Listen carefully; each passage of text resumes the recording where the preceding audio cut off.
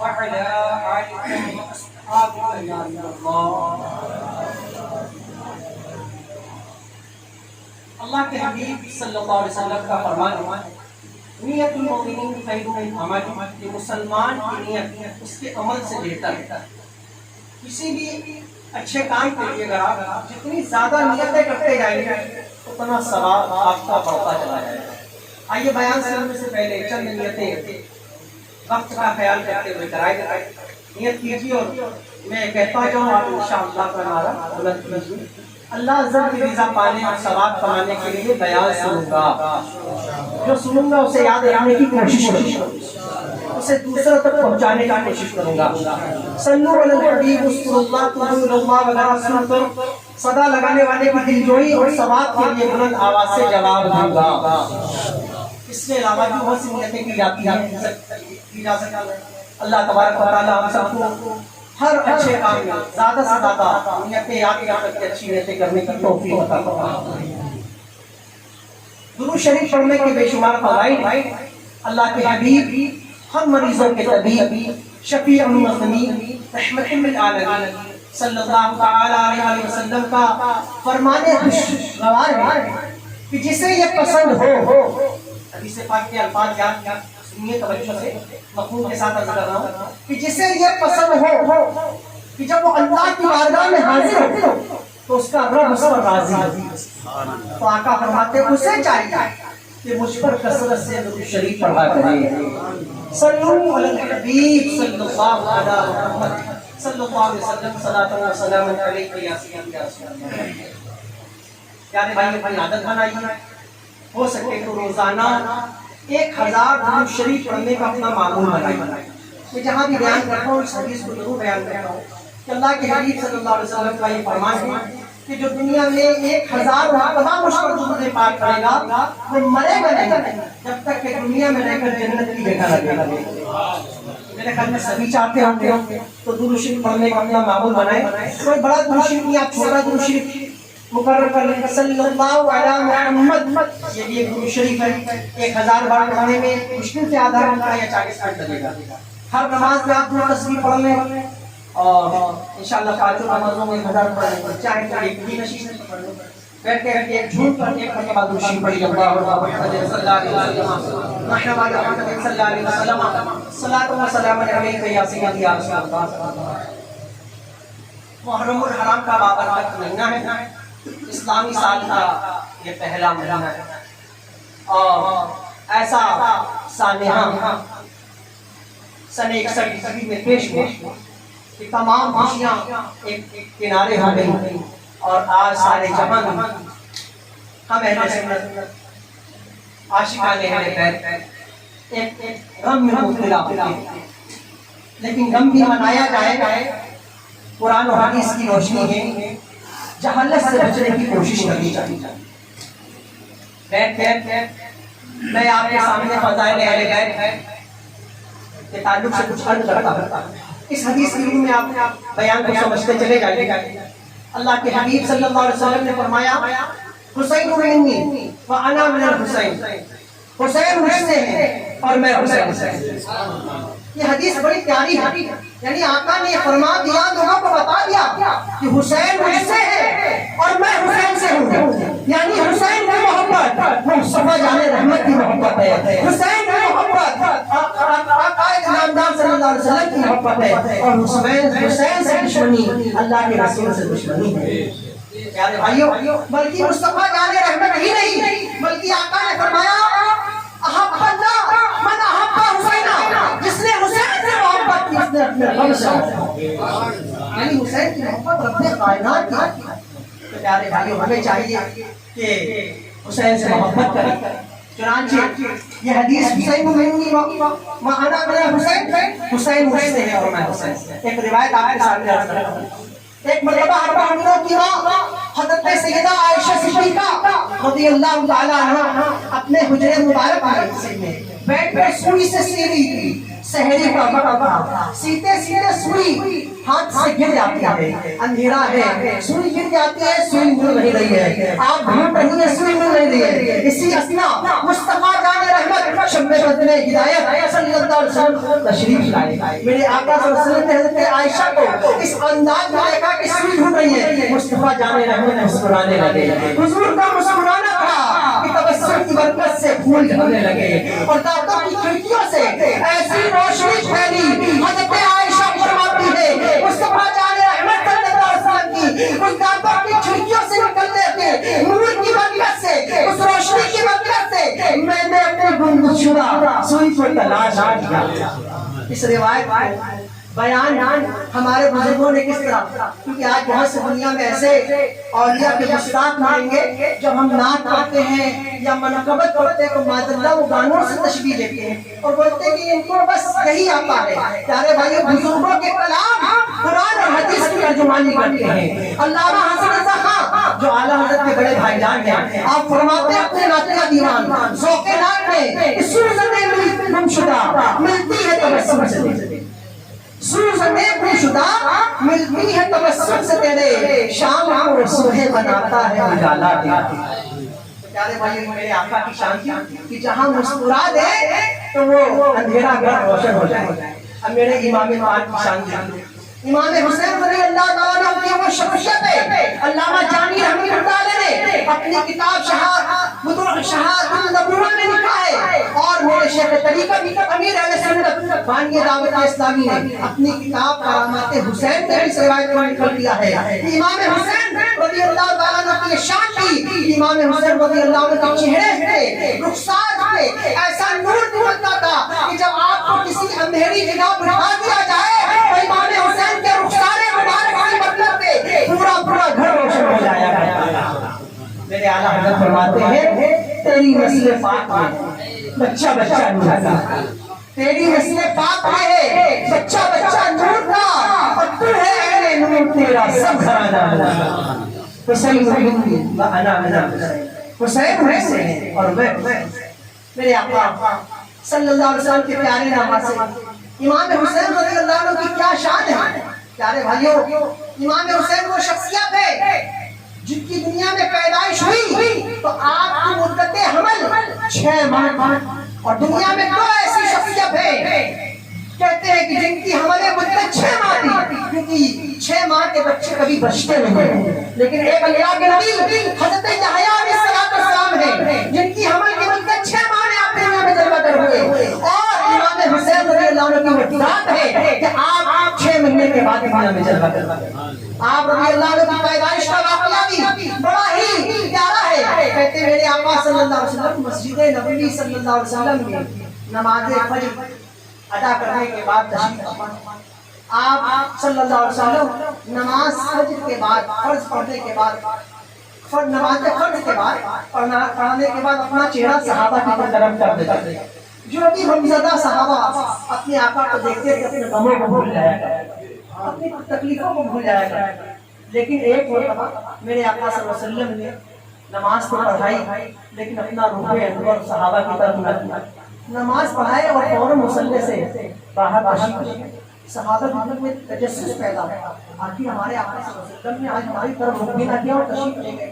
بیٹھ ہمارے آقا صلی اللہ علیہ وسلم اپنی بیٹی خاتون جنت فاطمہ الزہرا کے دولت سرائے عائشہ پر تشریف لے گئے۔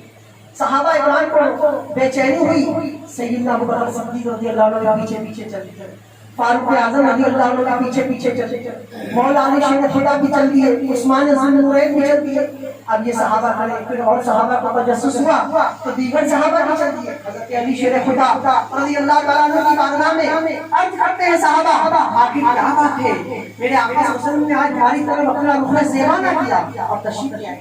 حضرت علی شیر خدا فرماتے ہیں بات دراصل یہ ہے میرے گھر میں امام حسین کی ولادت ہوئی ہے اور 1,34,000 ملائکہ میرے آقا صلی اللہ علیہ وسلم کو حسین کی ولادت پر مبارکباد دینے کے لیے تشریف لا رہے ہیں۔ پیارے بھائیو، یہ کہنے کے بعد، سننے کے بعد صحابہ نے حضرت علی کو بھی مبارکباد دی۔ پھر آقا صلی اللہ علیہ وسلم کہا تشریف لائے تو تمام صحابہ نے میرے آقا صلی اللہ علیہ وسلم کو مبارکباد دی، اور آقا صلی اللہ علیہ وسلم کی بارگاہ میں صحابی رسول حضرت صدیق اکبر رضی اللہ تعالیٰ عنہ صحابہ کہتے ہیں اے اللہ کے حبیب آپ کو مبارک حسین کی ولادت، اور ہم کیا مبارکباد دیں، آپ کی بارگاہ میں تو 1,24,000 ملائکہ تشریف لائے ہیں حسین کی ولادت کی مبارکباد دیں۔ میرے آقا نے فرمایا آپ کو یہ بات کس سے کیسے پتا چلی؟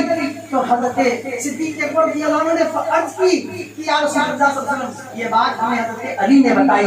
حضرت علی شیر خدا رضی اللہ تعالیٰ عنہ کو دیکھ کر میرے آقا نے فرمایا اے علی اللہ تمہیں اپنے سلیم عطا فرمائی۔ پھر صحابہ اکرام کے بیچ میں میرے آقا صلی اللہ علیہ وسلم ارشاد فرماتے ہیں اے صحابہ کیا اس سے بھی عجب تر واقعہ تمہیں نہ بیان کروں؟ صحابہ نے عرض کیا یا رسول اللہ ضرور ارشاد فرمائے۔ میرے آقا صلی اللہ علیہ وسلم نے فرمایا وہ 1,24,000 کو فرشتے تشریف لائے تھے مبارکباد کرنے میری بارگاہ میں، ان میں ایک فرشتہ افاہی کا فرشتہ تھا جس کے بازو پھوٹے ہوئے، جس کے پر پھوٹے ہوئے تھے، اس نے آ کر مجھے مبارکباد دی، اور اس نے آنے کے بعد مجھ سے دعا کے لیے کہا کہ آپ دعا کریں کہ اللہ تعالیٰ میرا وہ مرتبہ عطا فرمائے اور میرے ٹوٹے ہوئے پر اور بازو درست ہو جائے۔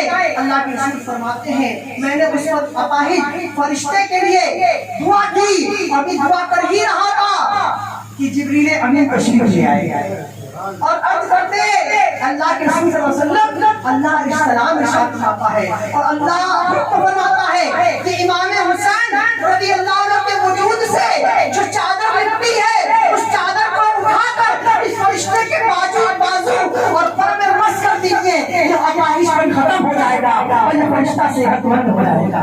میرے آقا فرماتے ہیں صلی اللہ علیہ وسلم میں نے وہ امام حسین کے وجود سے لپٹی چادر اٹھا نکالی اور لا کر اس فرشتے کے بازو اور پر میں بس کر، فرشتہ اپنے آپ ہی درست ہو گیا، اس کے پر درست ہو گئے، اس کے بازو درست ہو گئے۔ جب تھوڑا سا تو مسکرایا فرشتہ، اس کے بعد اس نے اچانک رونا شروع کر دیا۔ آقا فرماتے ہیں حالانکہ سب کچھ جانتے ہیں، میرے آقا نے فرمایا کہ آگے ہمیں تو خوش ہونا چاہیے، مسرت کرنی چاہیے، لیکن رو کیوں نہ ہو؟ اپاہج فرشتہ جو تھا وہ کہتا ہے اے اللہ کے نبی حسین کے لیے روتا ہوتا، تو میرے آقا صلی اللہ علیہ وسلم نے فرمایا حسین کے لیے روتے ہو؟ پھر جبریل امین علیہ السلام نے عرض کی یا رسول اللہ صلی اللہ علیہ وسلم یہ وہ فرشتہ ہے جس کو اللہ تبارک و تعالیٰ نے امام حسین کی پیدائش سے 1000 سال پہلے پیدا کیا ہے، اور یہ امام حسین کی شہادت کے بعد ان کے مزار پر جو ہے جا کر تسبیح کرے گا اور اس کا سراج امام حسین کو دیا جائے گا۔ تو امام حسین رضی اللہ عنہ نے پوچھا کہ روتے کیوں؟ بتایا یا رسول اللہ صلی اللہ علیہ وسلم آپ کی امت کے لوگ آپ کے نواسے حسین کو فکر کرتے ہیں۔ پیارے بھائیوں معلوم اس واقعہ سے کہ امام حسین رضی اللہ تعالیٰ عنہ کی پیدائش ہوتے ہی شہادت کی خبر کی مشہور ہے، اور اس میں ایک مدنی پھول یہ ملا کہ آج ہم اہل سنت و جماعت تبرکات کا احترام کرتے ہیں، لیکن بہت سے لوگ اس کا ادب نہیں کرتے، جیسے مولیہ کرام کا مزار اٹھا جائیں تو ہم چادریں چھوڑ کر آنکھوں سے لگا لیتے ہیں، تو ماشاء اللہ لوگ اس کو جو ہے سجدوں سے تسبیح دیتے ہیں۔ پیارے بھائیو خدا کے علاوہ کسی کو سجدہ نہیں، یہ ایک انپڑھ گوار بھی جانتا ہے، لیکن آج لوگ بدنام کرتے ہیں، کوئی بھی کسی مزار پر سجدہ نہیں کرتا، تعظیماً چادر کو بوسہ لیتا ہے، نیت یہی ہے کہ جو ہے یہ چادر کا بوسہ لیا ہے اللہ ہمارے گناہوں کو معاف فرمائے۔ یہ عظمت والی یہ روایت ہمیں بتاتی ہے اللہ چاہتا تو یہ بھی حکم فرماتا کہ ہمیں آپ نے دعا قبول کرنی ہے، صحت یاب ہو جائے گا، لیکن دنیا کو دکھا دیا کہ عظمت والی چیز سے نسبت کرنے سے کتنے فائدے ہوتے ہیں۔ امام حسین سے وجود سے لپٹی ہوئی چادر کو جب میرے آقا نے مس کر دیا تو اپاہج فرشتہ درست ہو گیا۔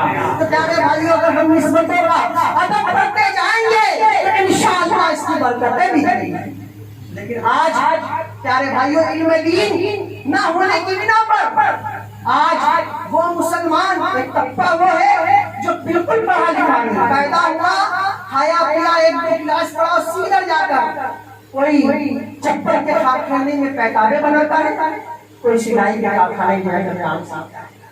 ایک وہ طبقہ ہے جو دین سے دوری ہوئی ہے، اور ایک وہ بھی طبقہ ہے جو اپنے ضد فاصل میں سمجھتا ہے میں دنیا کا بہت قابل اور پڑھا لکھا آدمی ہوں. بظاہر وہ ڈاکٹری پڑھ رہا ہے, بظاہر وہ بی ایس سی کر رہا ہے, بظاہر وہ انجینئرنگ کالج میں پڑھ رہا ہے. اس نے اپنی زندگی کا ایک بہت بڑا وقت 20 سال 22 سال دنیا کا مستقبل روشن کرنے کے لیے کتابوں اسکول یونیورسٹی میں ختم کر دیا. میں یہ نہیں کہوں گا برباد کر دیا, لیکن دنیا سیکھنے کے ساتھ دین سیکھنا ضروری ہے, کیونکہ آج کالجوں کے اندر, آج یونیورسٹیوں کے اندر ایسے ایسے مسلمان جو ٹوپی میں بھی ہوں گے, داڑھی میں بھی ہوں گے, لیکن ہمارے مسلمان بچوں کے جوانوں کے عقائد کو برباد کرتے ہوئے نظر آ رہے ہیں. ایسی کتابیں انہیں فری تقسیم کرتے نظر آ رہے ہیں. ماذ اللہ امام حسین کی لڑائی اور یزید کی لڑائی وقت تاش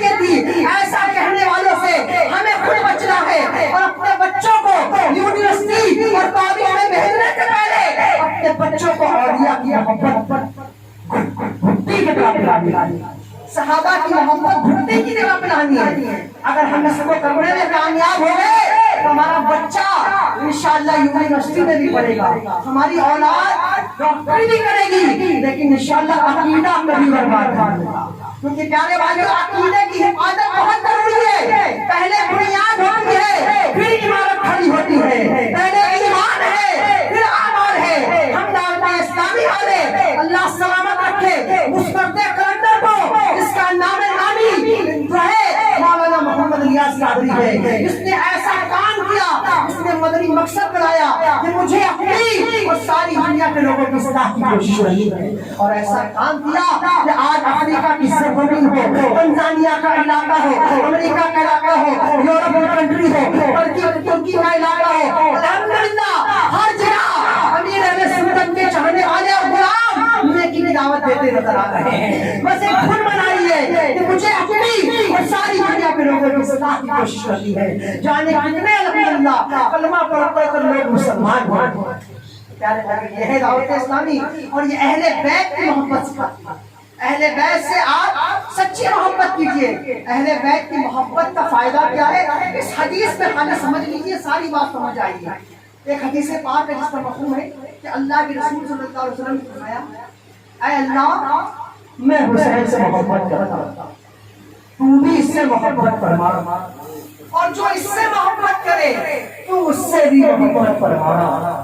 یعنی امام حسین سے محبت کرنے والے کے لیے اللہ نے کے رسول نے اللہ سے عرض کی, اے اللہ تو اس سے بھی محبت فرما جو امام حسین سے محبت کرے. تو پیارے بھائیوں ہمیں چاہیے کہ امام حسین سے سچی محبت کریں.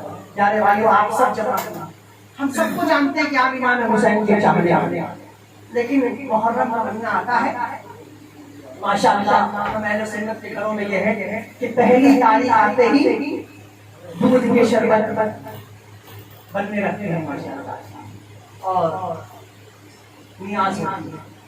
عاشورہ کی رات کے بیچ بیچ میں کھچڑے بنے لگے, لیکن محمد حسین اس کا ہی نام نہیں کہ شربت بنانا اور کھچڑا بنانا بے شک اس کے قائل ہیں, متفق ہیں, اس کو جائز جانتے ہیں, لیکن ساتھ ساتھ امام حسین کی محبت کیا ہے؟ وہ محبت یہ ہے, امام حسین کی لڑائی یزید سے دولت کے لیے نہیں تھی, امام حسین کی لڑائی اقتدار کے لیے نہیں تھی. امام حسین کی لڑائی یزید سے جو تھی وہ یہ تھی کہ یزید ایک پلید بدبخت بے نمازی شرابی تھا. میرے نانا نے جس دین کو کربلا کے تپتے ہوئے, میرے نانا صلی اللہ علیہ وسلم نے جس دین کو طائف کے میدان میں اپنے جسم ناظرین پر جو ہے پتھروں کو برداشت کر کے دین اسلام کو آگے بڑھایا, اس دین پر آج آئے یہ حسین کو گوارا.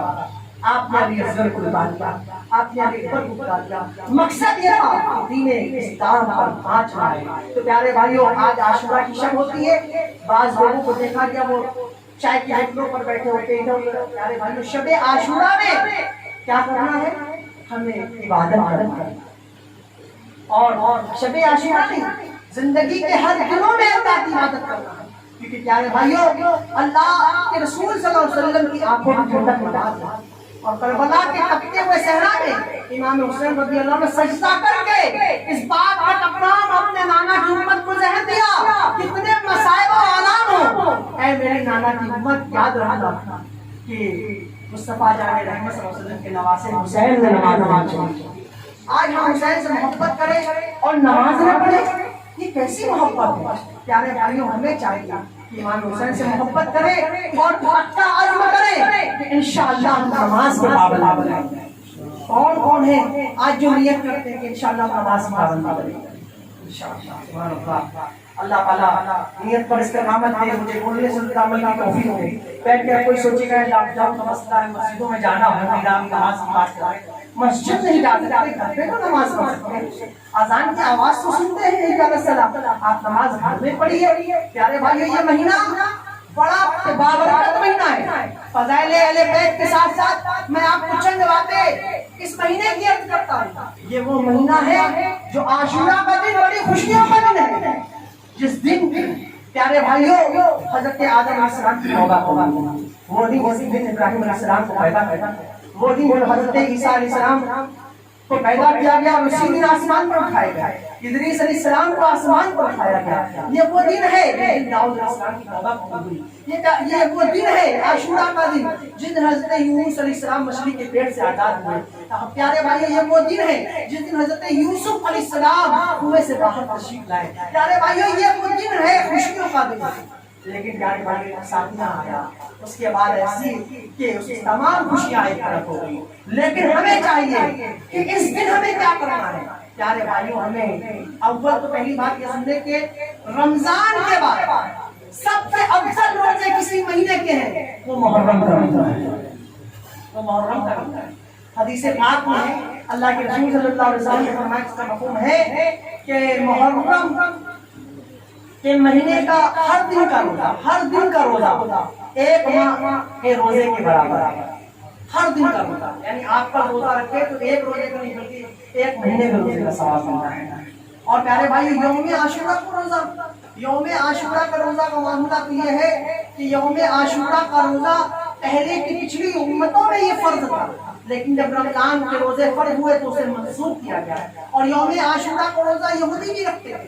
جب آپ صلی اللہ علیہ وسلم مدینے میں تشریف لائے تو دیکھا لوگ روزہ رکھتے ہیں. تو آپ صلی اللہ علیہ وسلم نے دریافت کیا، حالانکہ آپ صلی اللہ علیہ وسلم سب کچھ جانتے ہیں. تو لوگوں نے کہا کہ ہمارے موسیٰ علیہ السلام کو اللہ تبارک و تعالیٰ عز و جل نے فرعون سے نجات دی اور فرعون کو غرق کیا، اس خوشی میں روزہ رکھتے ہیں. تو اللہ کے نبی صلی اللہ علیہ وسلم نے جو ہے روزہ رکھا، یوم عاشورہ کا حکم فرمایا، ہم موسیٰ علیہ السلام کو تمہاری بنسبت زیادہ ماننے والے ہیں. اور فرمایا کہ آج کے دن کا روزہ رکھو، بلکہ ایک نہیں بلکہ اس کے ساتھ ایک روزہ اور رکھو. یعنی اس میں یہودیوں کی مخالفت کرنی ہے، یعنی آپ 9-10 رکھ لیں یا 10-11 رکھ لیں، لیکن اگر کوئی ایک بھی رکھتا ہے تو کوئی اس پر قباحت نہیں ہے. لیکن یہ حکم دیا آپ صلی اللہ علیہ وسلم نے کہ ہمیں چاہیے کہ روزہ رکھنے کی کوشش کریں. اب رہی بات کھچڑا بنانا، بڑے عجیب لوگ کس سے بتاتے ہیں. وقت میرے پاس صرف آدھے گھنٹے کا تھا، صرف 7 منٹ میرے پاس بچے ہوئے، اپنی بات کو ختم کرنا ہے. دیر میں کہنا یہ چاہوں گا، جہاں تک کھچڑے کی بات ہے، یہ کھچڑا کیوں پکایا جائے؟ پیارے بھائیو، یہ بریلویوں کا رائج کیا نہیں ہے، بلکہ ہمارے آقا صلی اللہ علیہ وسلم نے فرمایا. حدیث پاک کا مفہوم ہے کہ عاشورہ کے دن اچھے کھانے اپنے بال بچوں کے لیے پکاؤ، اپنے خادموں کے لیے، اپنے تعلقات والوں کو اچھے کھانے کھاؤ، کیونکہ جو اس دن کھانے بنتے ہیں اللہ تعالیٰ پورے سال فراخی برکت عطا کرتا ہے.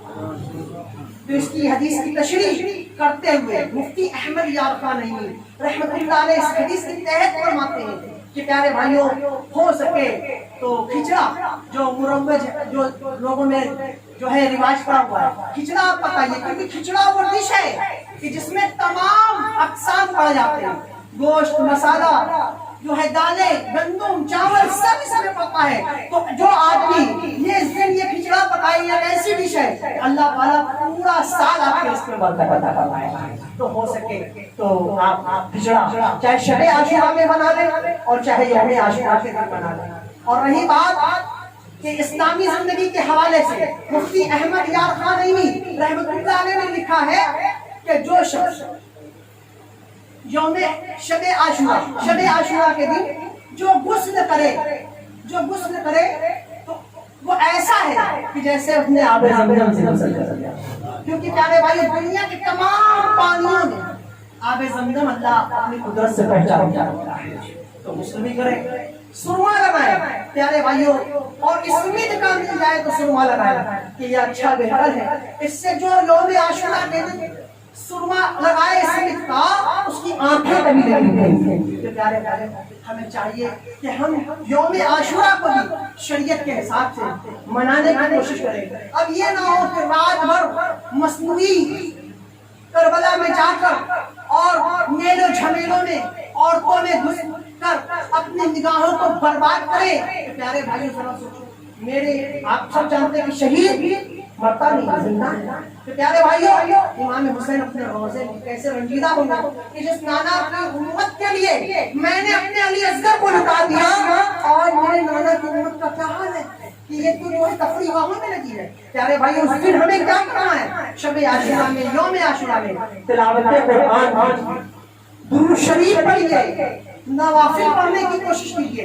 امام حسین کی زندگی دیکھنا چاہتے ہیں؟ امام حسین کے بارے میں آتا ہے کہ امام پاک رضی اللہ تعالیٰ عنہ نے کا معمول یہ تھا کہ ہر دن اور رات ملا کر 1000 نوافل روز ادا کیا کرتے تھے. 1000 نوافل، یہ امام حسین رضی اللہ عنہ زندگی میں.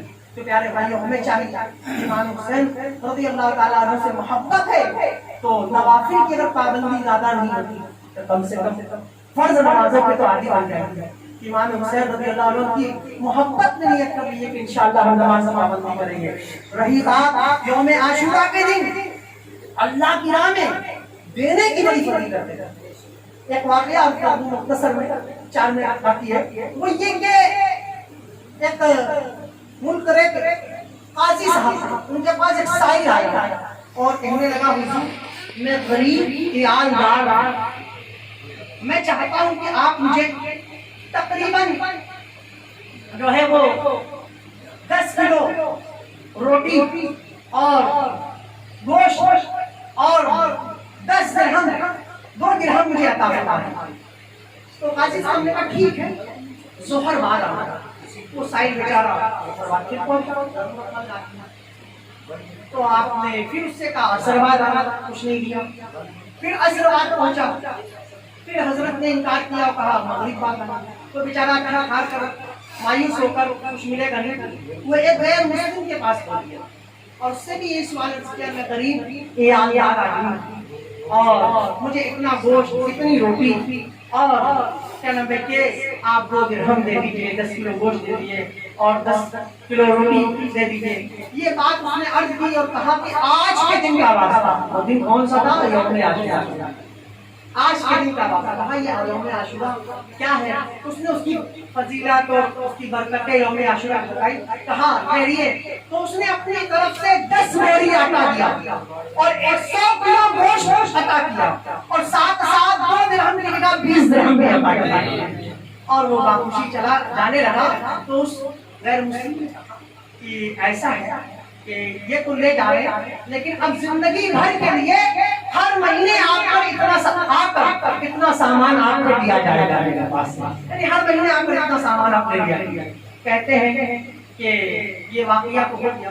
قاضی صاحب جب اس رات سوئے تو دیکھا کہ جنت میں ایک چاندی اور سونوں کی اینٹوں سے بنا ہوا محل ہے، دوسرا محل سے قیامت کا ہے.